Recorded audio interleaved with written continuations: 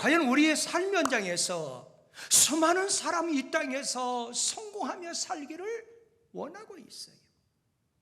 우리 인간 만세의 성공과 실패는 어디에 있냐 그 말이에요. 한마디로 표현하면은 선택 여하에 달려있다, 그렇게 볼 수 있습니다. 가정을 이룰 때에도 남편과 아내의 선택이 매우 중요합니다. 사회생활이 있어서도 참다운 친구의 선택이 중요해요.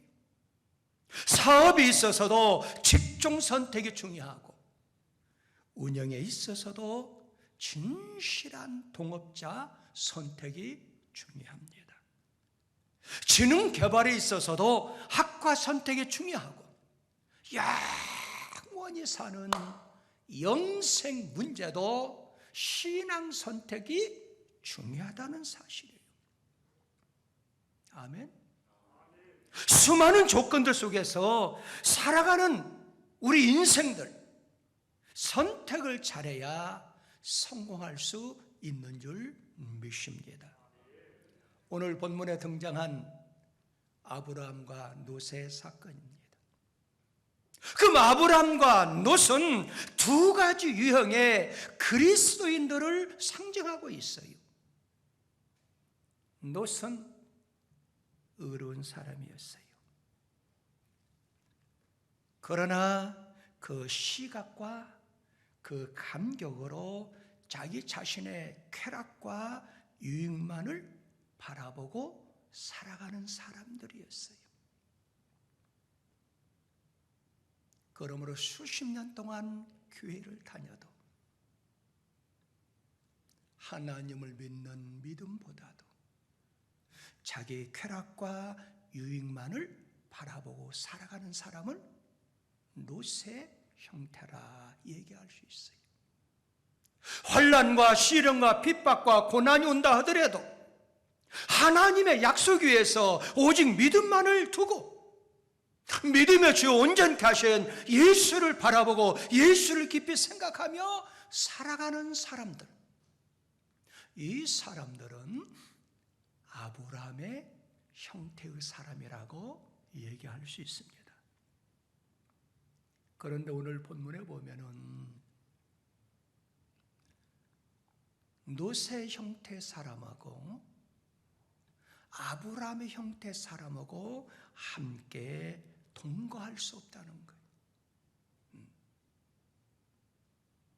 함께 거할 수가 없다는 거예요. 그들의 동거함을 용납지 못하는 불가능한 관계가 되어 있다는 거예요.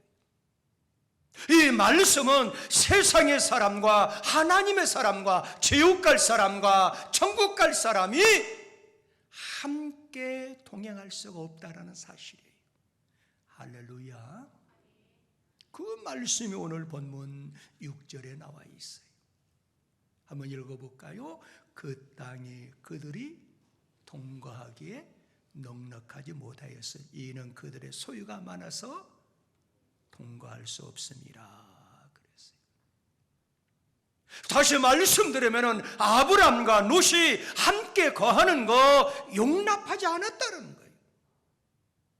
여러분과 제가 섬기는 우리 하나님께서는 하나님에 대한 믿음을 가진 사람들과 그리고 감각적이고 세속적인 지혜를 가진 사람과 함께 멍에를 매는 것, 하나님이 허락지 않는다는 사실이에요. 할렐루야.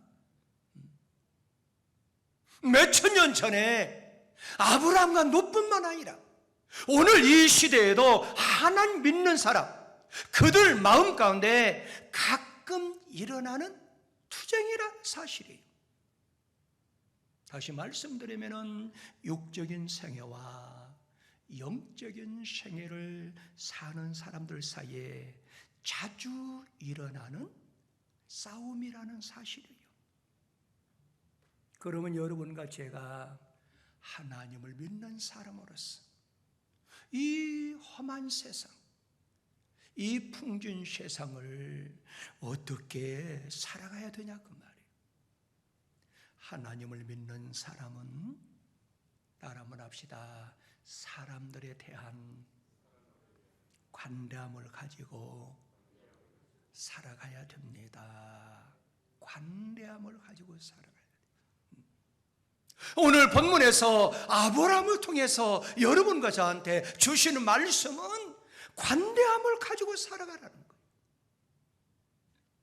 오늘 본문 창세기 13장 8절에서 거기 9절에 보면은 아브라함이 노대에게 이르되 우리는 한 친족이라 나나 너나 내 목자나 내 목자나 서로 다투게 하지 말자.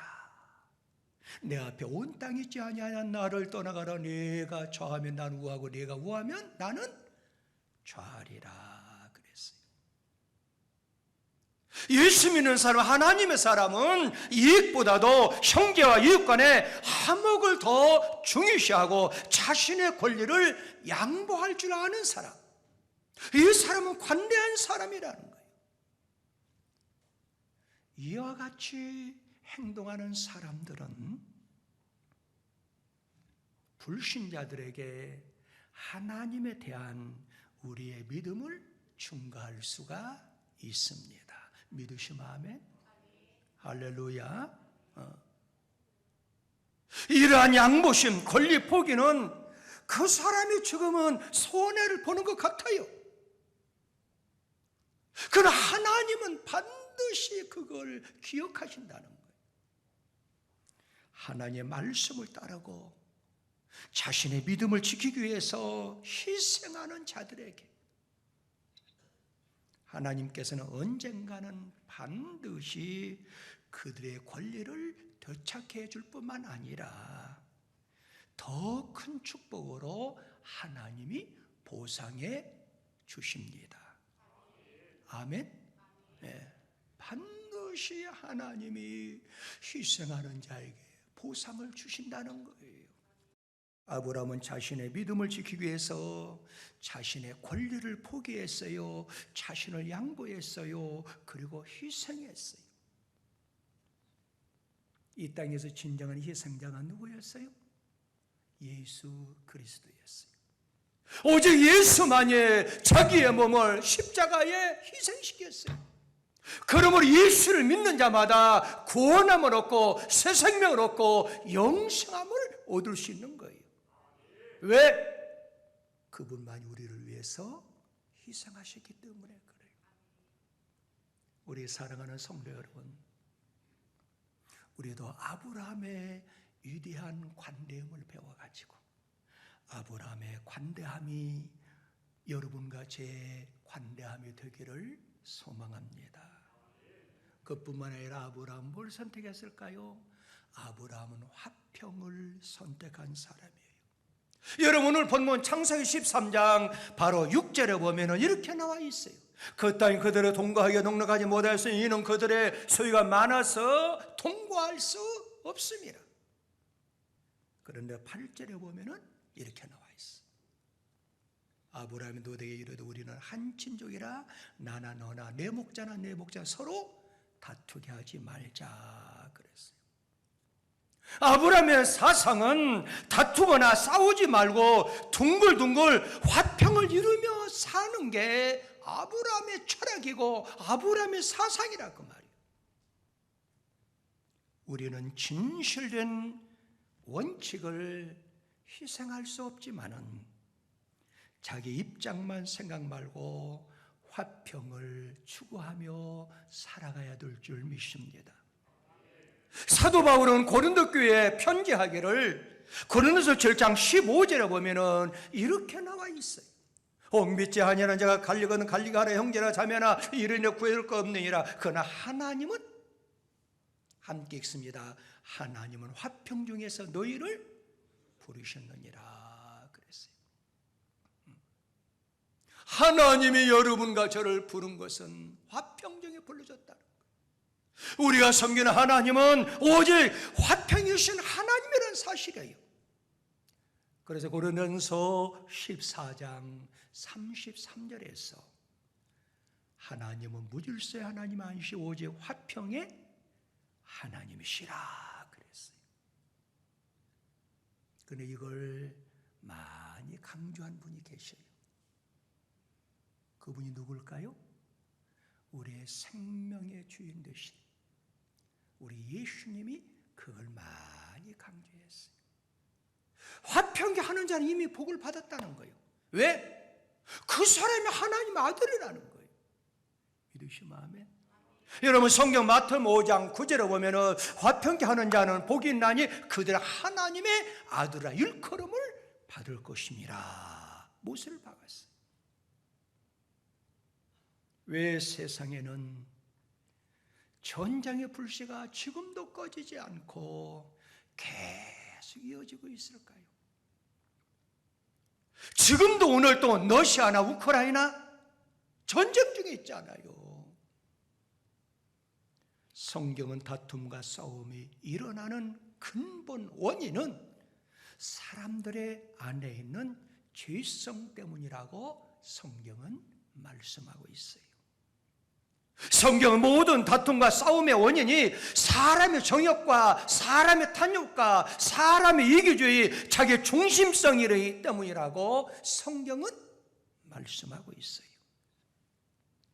근본적으로 해결하지 않는 한 세상에서 싸움과 다툼을 사라지게 할 수가 없습니다.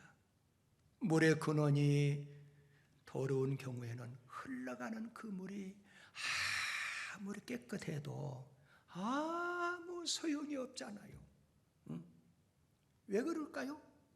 흘러가는 물을 깨끗게 하게 해도 물의 근원에서 여전히 더러운 물이 나오기 때문에 물이 깨끗할 수가 없다는 거예요. 그러므로 깨끗게 할 수 있는 그 비결은 물의 근원을 먼저 정결케 해야 된다는 사실이에요. 아멘. 조직이나 기관을 세우기보다도 성령님을 통해서 사람의 마음을 근본을 바꾸는 것이 먼저 이루어져야 될 줄 믿습니다. 할렐루야. 요즘에 여러분 러시아와 우크라이나 얼마나 수많은 사람들이 죽어가고 있어요. 왜 그럴까요? 인간의 죄성 때문에 그렇다는 거예요. 예수를 믿는 기독교 안에도 예수 믿는 사람끼리 좀 더 좀 서로 이루하고 서로 사랑하고 서로 관대함을 가지고 살아가야 되는데 예수를 믿는다고 예수 이름을 가지고 교회에 나오지만은 교회 안에도 보이지 않는 전쟁과 싸움이 일어난 경우가 얼마나 많은지 몰라요. 우리 기독교인들은 서로 싸우지 말고 서로 비방하지 말고 서로 판단하지 말고 서로 정죄하지 말고 하나님의 주권인데 하나님 앞에 맡겨야 될 줄 믿습니다. 제가 우리 총회의 2단 대책위원으로 조사처리위원장으로 제가 있는데 많은 교회들을 봐요. 생명을 내걸고 열심으로 목회하는데 어떤 사람은 자기 사람이 아니라 해가지고 이단으로 정죄하는 사람들이 얼마나 많은지 몰라요. 제가 그런 모습들을 보면서 마음이 너무 안타까워요. 더더욱 많은 사람들은 하나님 말씀이 중요하다고 얘기해요. 맞아요. 말씀이 중요해요. 말씀이 교과서가 돼야 돼요. 말씀으로 살면 나침반이 돼야 되고 말씀이 표준이 돼야 돼요. 그건 분명한 거예요. 그러나 하나님의 말씀을 가지고 남을 정죄하라고 하지는 아니했어요. 남을 판단하라고 아니했어요. 그런데 오늘날의 많은 사람들은 하나님의 말씀을 안다 해가지고 하나님 말씀을 가지고 너무 판단하고 너무너무 정죄를 많이 해요. 말씀을 받은 곳이 어디였어요? 신의 산이었어요. 말씀을 연구하고 말씀을 받고 말씀대로 행하고 중요해요. 신의 산에 머물러 있으면 안 돼요. 이제는 내가 말씀을 받았어요. 말씀을 간직했어요. 그런 말씀이 삶의 지표가 되는 거 중요해요. 그러나 신의 산에서 좀 내려와야 돼요. 신의 산, 말씀의 산에서만 머물르지 말고 이제는 우리는 다른 산으로 올라가야 돼요. 예수님이 올라갔던 산은 갈보리 산이었어요. 그 산은 희생의 산이었어요. 그 산은 사랑의 산이었어요. 예수 따라서 여러분과 저는 말씀이 바탕이 돼야 돼요. 그래서 이제는 그 바탕 위에서 갈보리 산도 올라가야 돼요. 사랑의 산에 올라가야 돼요. 희생의 산에 올라가야 돼요. 이 방송을 시청하는 우리 사랑하는 성도 여러분들, 신의 산에서 오래 머물러 있지 말고 말씀을 받았으면 이제는 말씀에서 내려와서 말씀이 삶의 지표로 삼고 이제는 사랑의 산, 은혜의 산, 희생의 산으로 우리는 올라가야 됩니다. 그래야 이 민족이 살 수 있습니다. 우리 예수님은 갈보리 산, 희생의 산, 헌신의 산, 사랑의 산에 올라갔어요. 그러면 화평케 하는 자는 화평의 열매를 하나님이 주신다는 거예요. 그러므로 아브라함처럼 여러분과 저는 어디를 가든지 화평을 추구하고 화평의 열매를 맺어야 될 줄 믿습니다.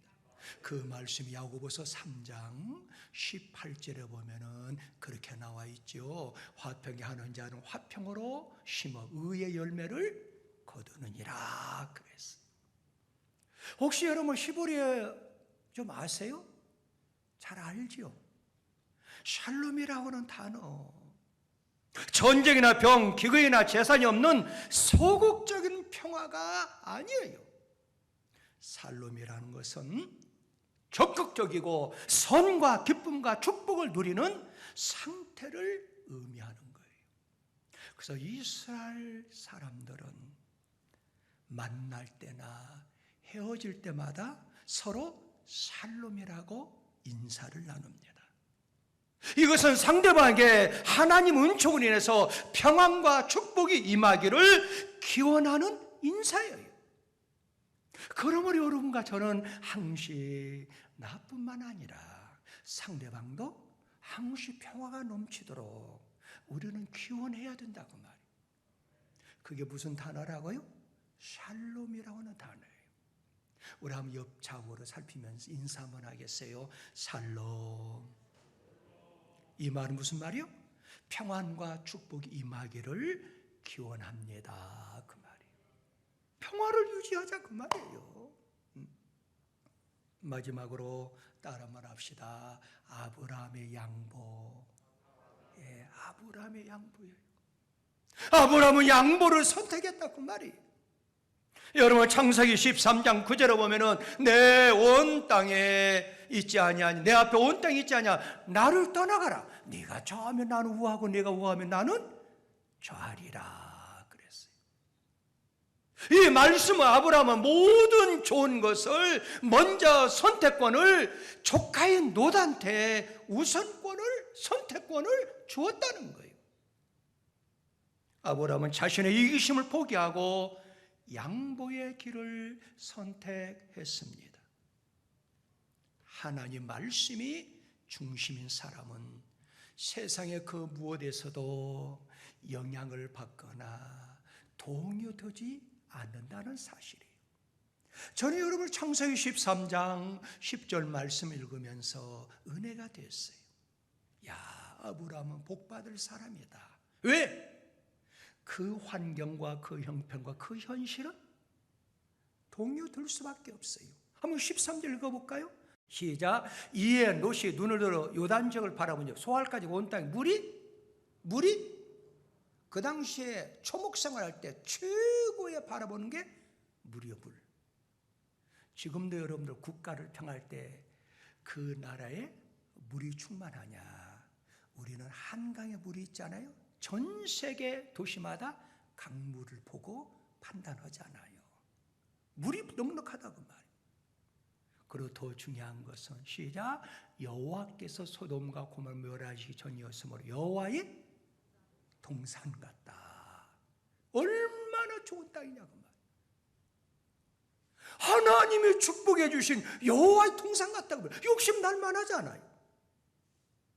그런데 아브라함은 흔들림이 없어요. 그뿐만 아니라 거기에 보면은 애굽 땅과 같았더라. 그 당시에 가장 좋은 땅의 대명사는 뭐요? 애굽 땅이었어요.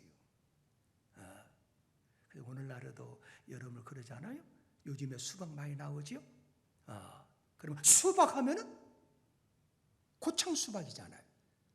그래서 맛이 있으면은 고창 수박, 고창이 안 붙어 있어도 어머나 맛있다. 이거 고창 수박인가? 그렇게 하잖아요. 왜? 너무 맛있으니까. 마찬가지라고 말이에요. 애굽 땅이 아니라 하더라도 땅이 너무너무 좋으면 이거 애굽 땅 같다. 그렇게 땅이 좋다는 거예요. 그런데 아브라함은 그 현실에, 그 환경에, 그 형편에 흔들림이 없었다는 거예요. 전혀 영향이나 전혀 동요되지 아니했다는 거예요. 이게 믿음의 사람들의 모습이에요. 오늘날에 많은 사람들이 예수를 모태 신앙이네, 또 4대째 예수 믿었네, 돈 몇 푼에 신앙이 흔들려버려요. 세상의 명예 앞에, 권세 앞에, 물질 앞에 얼마나 동요되는 사람이 많아요. 그러나 아브라함의 신앙은 전혀 영향을 받거나 동요되지 아니했다라는 거예요. 더 중요한 것은 한마디 불평도, 섭삼은 그 감정의 표시도 전혀 성경에서 볼 수 없다는 거예요. 이건 지극히 겸손한 자세로 자기에게 돌아온 그 땅이 하나님께서 주신 분깃으로 여기고 감사했음을 볼 수 있어요.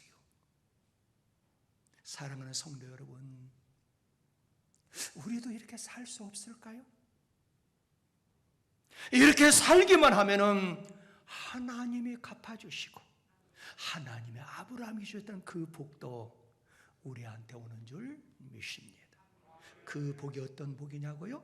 창세기 13장 14절 15절에 보면은 롯이 아브라함을 떠나 여호와께서 아브라함에게 이르시되 너는 눈을 더 너희는 거에 북쪽과 남쪽 그리고 동쪽과 서쪽을 바라봐라. 그 다음 시작, 보이는 땅을 내가 너와 내 자손의 전에 영원히 이르리라 그랬어요. 아브라함 대도 복을 주시지만은 그 자손한테 영원히 하나님이 복을 주신다는 거예요. 그 축복의 역사가 여러분들한테 나타나길 성부와 성자와 성령의 이름으로 축복합니다. 참 좋으신 아버지 하나님 은혜 감사합니다. 오늘 하나님의 귀한 말씀 속에서 위대한 아브라함의 선택이 기록되고 있습니다. 하나님, 인간 만사 성공 실패, 그것은 선택에 달려있다고 하는데 아브라함의 관대함과 아브라함의 화평과 아브라함의 양보를 배울 수 있도록 도와주시고 이 말씀들을 실천하며 살아감으로 아브라함이 받아 누렸던 그 축복을 우리 사랑하는 성도들도 받아 누릴 수 있도록 하나님이 역사하여 주시옵소서. 예수님의 이름으로 간절히 축복하며 기도하옵나이다. 아멘.